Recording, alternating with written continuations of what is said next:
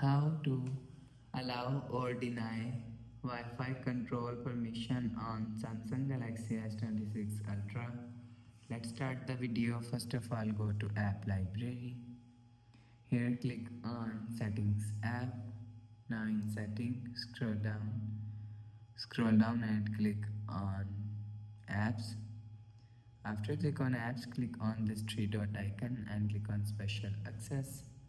After click on Special Access, scroll down and you will see Wi-Fi control is here.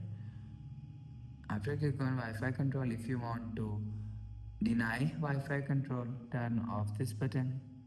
After turn off this button, you will see Wi-Fi contacts is deny. If you want to allow Wi-Fi contacts, so turn on this button.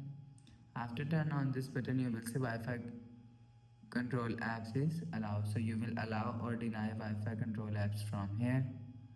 After the process, go back to home screen.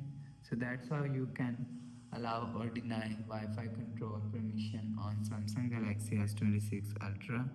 If you like the video, please subscribe. Thanks for watching.